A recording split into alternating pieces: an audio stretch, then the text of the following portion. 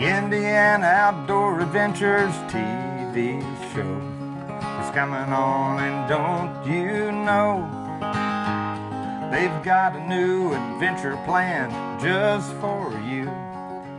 You'll be wishing you were in the Indiana outdoors too. It may be hunting, could be fishing, or keeping alive some old tradition from the days of long ago. Well, head on out, without a doubt, with us you can go on the Indiana Outdoor Adventures TV show. Welcome to Indiana Outdoor Adventures. Today we're out in the woods of Brown County in the Yellowwood State Forest, and we're looking for America's mushroom, the morel. Now, Stephen is joining me today as the president and founder of the Hoosier Mushroom Society. There you go. And Stephen's involved with helping to run a mushroom festival here in Brown County. That's an annual event that you do. Yes. What is it about mushrooms? Tell us something about morel mushrooms, and what are they? Yeah, morel mushrooms are a common edible species of mushroom, and they're really only found in the springtime. And so with that short period of the year you can find them, as well as their ease of identification, that makes them really popular for people to go hunting. So, I mean, it's one of the edible species. Absolutely. It's very easy to identify. In fact, it looks like a sponge on a stick. Yep. They grow, what, 4 or 5 inches? Sure, by the time they're fully grown, they can easily get to be that big. I've seen them 7, 8 inches in a good year. Definitely. And the thing about morels is they taste great. Yep. They're fun to look for.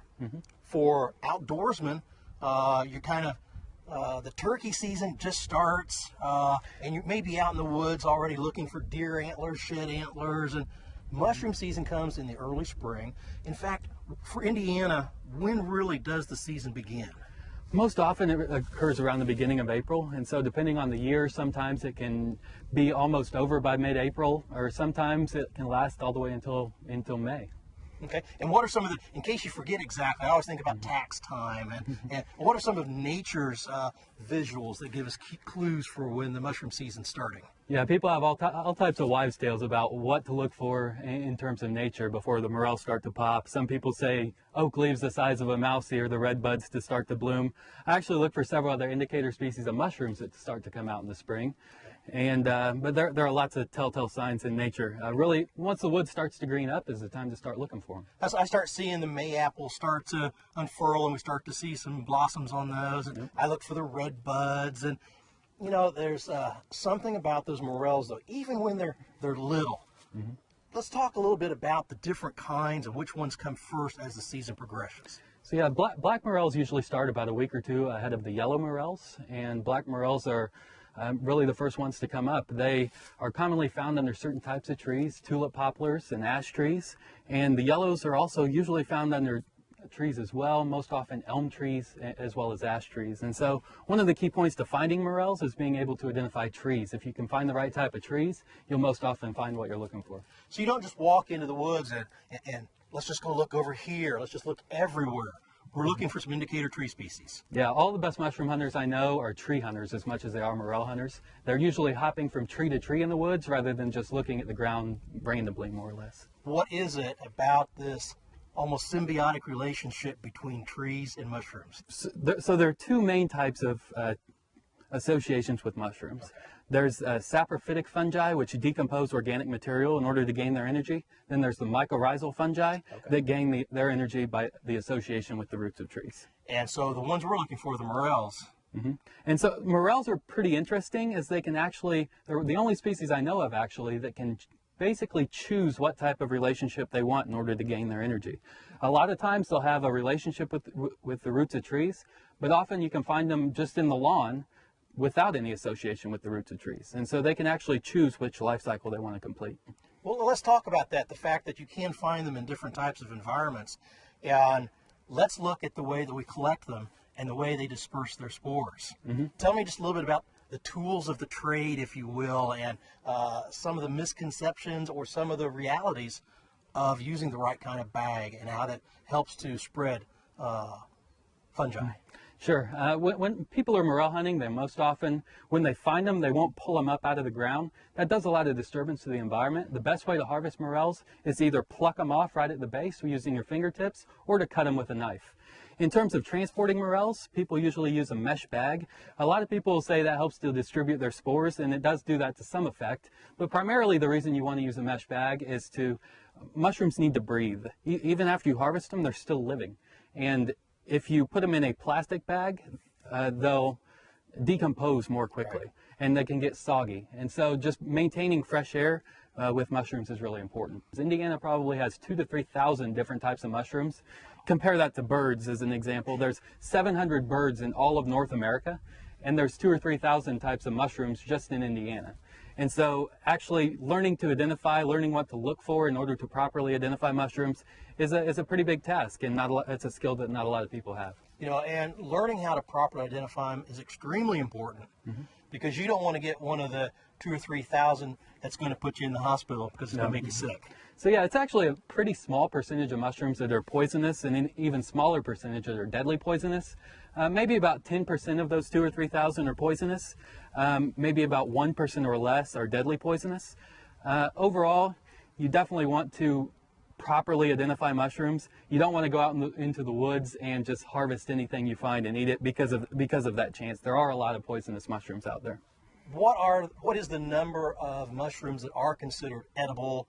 I mean, because when we start talking about morels, you know, we're talking about this really rich, nutty, and I've heard even meaty flavor used to describe it. And gourmet cooks, even in Paris, France, love to use morels. How many other edible species are there that people actually go out and search for in Indiana woods? In Indiana, there's at least 50 species that are common edibles that people go out and look for. And so if you know what to look for and at the right time of the year, just like morels have a season, almost every variety of edible mushroom has a season. And so if you're looking for a specific mushroom, you have to go out at the right time in order to find it. And you're saying that there are enough throughout the year that you're able to do a hike? Absolutely. Once a month throughout the year, we'll go out with our organization and teach people what's in the woods at that time and what they can find. And you can find edible mushrooms year-round, even in the dead of winter. Wow. Tell us a little bit about the organization. When did it get started? What's it involved? What's the web page? If I want more information. Sure. Our web page is at HoosierMushrooms.org. The society started about 3 years ago or so.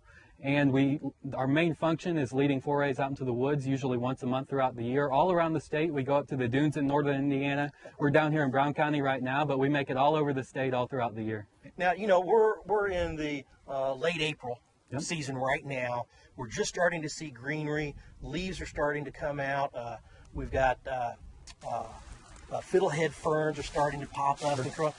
You know, and this time of year, we're looking for, like you said, the little bit smaller black morels. Soon to come along are the yellows.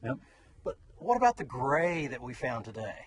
Yeah, the grays are actually an immature yellow. So recently they've done DNA studies on the different types of mushrooms, and we've been able to confirm scientifically. There have been rumors for, you know, extended periods of time, ever since the beginning of time when people first started mushroom hunting, about does a gray actually become a yellow? Is a gray its own species? But now we know that grays are actually immature yellows, and that's what the DNA and the science tells us. Welcome back to Indiana Outdoor Adventures. Now we're out in the woods today looking for morel mushrooms. And joining us for this segment of the show is Tom Nauman. And Tom is involved with, you're the editor of a newsletter, you host a web page focused on morels. In fact, it's called Morel Mania. Tell me a little bit about, tell us about, Tom. Tell the viewers something about mushrooms. What is it that makes you want to spend so much time on one specific kind of fungi? Mostly it's the flavor and just how crazy people go to get that morel mushroom flavor. And there are people that hunt them just to hunt them, but those people are rare, but they can go with me anytime they want. And they can give them to you, right? and for those who haven't had a morel, the comparison is the little button mushrooms you buy in the store are cardboard, and the morel is steak. There's that much of a difference in flavor. And people say, well, what does it taste like? Well, it tastes like a morel mushroom. You can't compare it to chicken or lobster or steak. It tastes like a morel mushroom. There's nothing else like it in the whole world. You know, I tell people it has kind of a nutty, meaty flavor, and they're like, what? Yeah. You can't really compare it to anything. Yeah, that's exactly right. But to go out and search for them, find them, come home, wash them, cut them in half, fry them up in some butter on the stove. Can't be beat. Oh my gosh, it's good. Now, you're kind of our regional expert here on mushrooms. You're just across the state line into Illinois. Right. But you also kind of help out some in Indiana. Tell us a little bit about that. Yeah, I do. In Indiana, there's a relatively new law that says you can't sell any wild mushroom except a morel. And to do so, you have to have them inspected by someone who's certified by the state of Indiana. And there are 3 people certified in the state of Indiana, and one was previously Stephen Russell, right, and myself, and there's a 3rd person, but I've not met him. He's in northern Indiana, I think. But yeah, and I'm not even from Indiana, but I'm one of the 3. And I help out at the Mansfield, Indiana Mushroom Festival. They have a big auction, and I inspect the mushrooms for there. Otherwise, that auction can't happen. You know, tell the viewers a little bit about that auction, because it's not just for Park County, Indiana. Oh no. The pickers that bring them in to sell, and they get 90% of the cash that the mushrooms sell for. They come from wherever the mushrooms are at. They come from Oklahoma, they come from Kansas, Missouri, Kentucky, Southern Ohio, wherever the mushrooms are at. The pickers go there, and they know they're going to get a good price at Mansfield and other auctions, so they bring them in. And at Mansfield, I've seen the price years ago, and I've been going for 23 years now. But years ago, the prices drop. It's supply and demand to as low as $5 for a half pound. And I've seen them go for $90 a half pound. It's supply and demand. Pound? Half pound. If the season is poor here and people want mushrooms, they know what they taste like. They're going to pay the money and buy them. And they go to Mansfield, and it lasts 2 days for 6 hours a day, and that's all they do is sell bag of mushroom after bag of mushroom. Well, so we've got mushroom. What do you call a mushroom collector? A shroom hunter? What are some of the nicknames? I'd rather be a mushroom picker than a mushroom hunter. Okay. You're not carrying a gun around shooting them. Just shroomer, picker, morel maniac. Okay, so we've got morel maniacs all over the country. Right. And they're kind of probably starting in the south. Oh, yeah. And they kind of work their way north as the season progresses. And they're watching soil temperatures on the internet. They're talking to friends across the nation as to where the mushrooms are at and when they're going to be there, what the conditions are like. And they start out in central Georgia, Mississippi, Alabama, and then work their way north. Now this year, or some years, it can be kind of strange because it'll start in the south and then go west and then go north and then come back and go north there. So it's really strange. So you're watching for what, soil temperatures around 55? 50 to 55 is generally considered when the mushrooms are going to start. Now, some years you'll hit that 50 mark and then it'll drop back down to 40 for a couple days and then go back. And really it's that indication and rainfall. You've got to have rain to make the mushrooms come up. Okay. So. Yeah, and so you've got now on morelmania.com. That's us. You have a forum. You post sightings. So right. So people they'll send in a sighting. Or I love some of the pictures. Maybe you got a little morel with a dog behind it. Or that's posted online, all of our records since 1998. And there's one on there that says, "Billy, I know you're in my mom's mushroom patch. Stay out of there and bring her half of them." Oh, that's great. So you got people traveling around the country collecting mushrooms. Why bring them to Indiana to sell them? Because they get a good price. It depends. Locally, there's people that can sell mushrooms for $10 a pound all day long. They don't realize they could get more, and some people give them away to people that can't get out, and that's wonderful. To give them away to people that can't get out in the woods anymore that still love them. But it's kind of, these mushroom festivals are a mecca. Yeah. For the mushroom hunters, and we only meet for a month a year. What's kind of the furthest south morels can be found? There was a report this year from Florida, and that's only the second. Georgia. Yeah, that's only the second report I've ever heard of from Florida. So from Georgia, Florida, up to what, Wisconsin, or is kind of Michigan? How about the Arctic Circle? That's what I meant.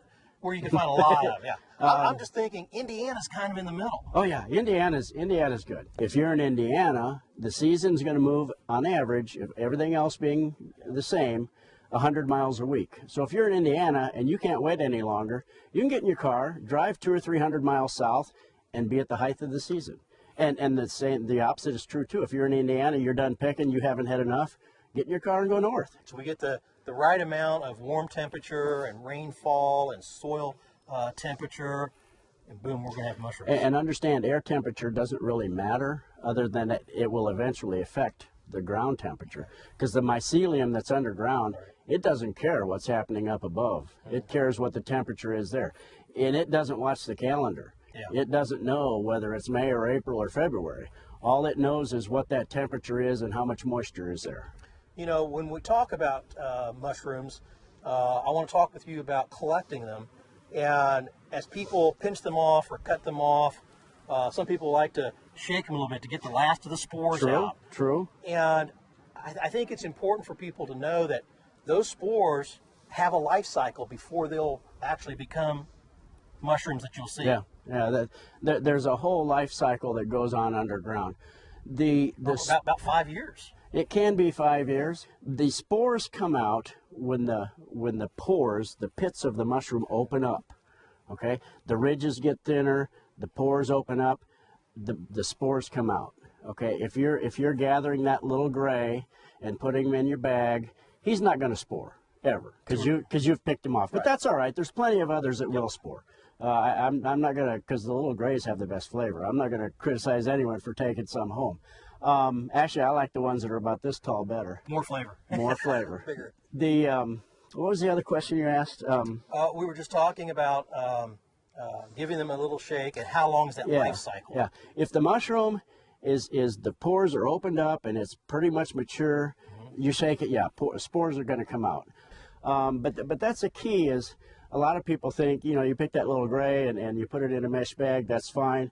And there's other reasons for using a mesh bag too. I think Stephen mentioned in the first segment, the mushrooms need to breathe, but the bags actually, they don't tear as much as what a plastic or a paper bag would.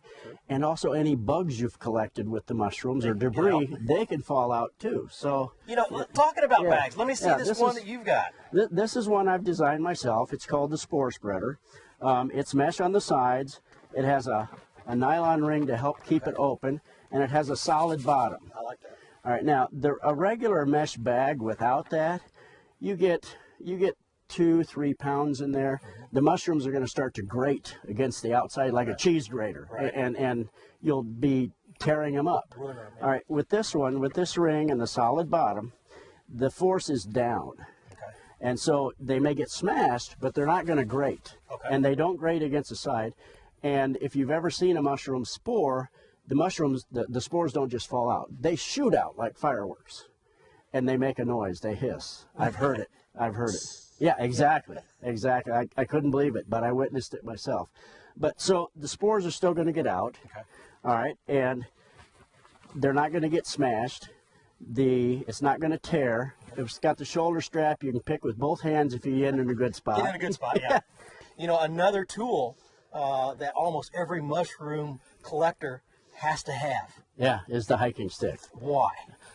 You turn over leaves, you knock down the early spider webs in the spring, you hold brush it back, or if your buddy's going for the mushroom, you can get him with it. No, everyone has to have a stick. Ours is my own creation here. I carved the top and we put a compass in it because it's important to know where you're at in the woods. Yeah, that's true.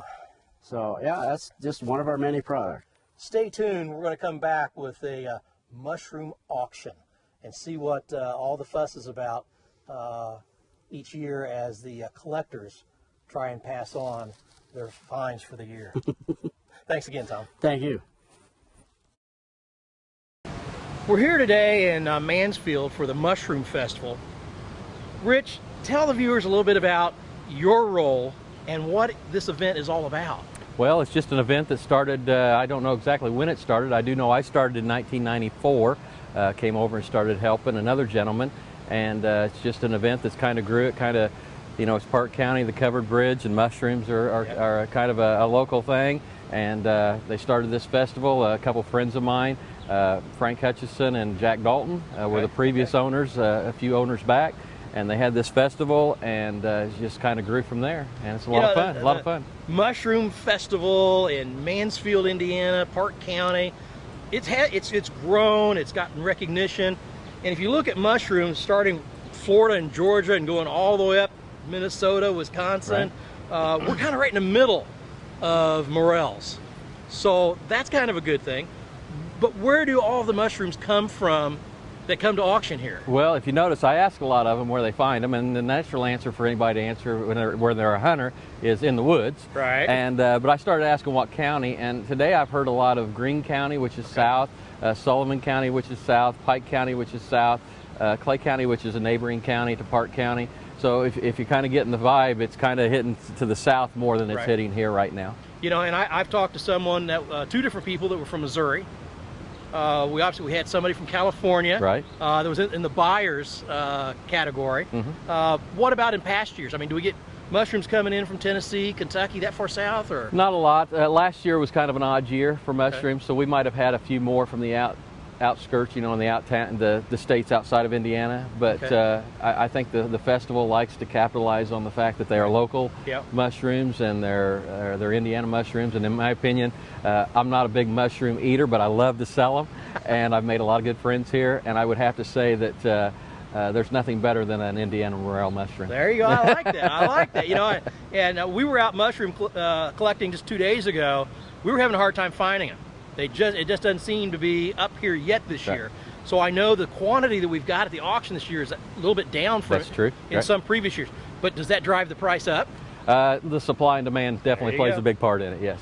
And you're selling bags that there's no set weight limit on the bags. That's correct. The sellers just kind of whatever they put in the Ziploc bags. Right. And it kind of looks like anything from 1/4 of a pound to 1/2 a pound. Is that kind of standard? I would say so. There might have been a couple times there when we maybe had more like a 3/4 of a pound in the gallon-sized bags, and they're really nice ones. What's a 1/2 pound seem to be going for today? Boy, that's a hard one to judge. On the ballpark. it almost seems like you're in that $40 range for 1/2 a pound. 45. I would say we were probably in that 40 to 50 in that range. Yeah. So we're probably $100 a pound, and you know, at some parts of the day, other parts of the day, we might be down there at the $70 or $75 a pound. Now the auction's going to go until 4 o'clock today. It'll go as long as we have mushrooms, and then we'll be back here tomorrow. And will people keep bringing mushrooms in then? We certainly hope so. Yeah.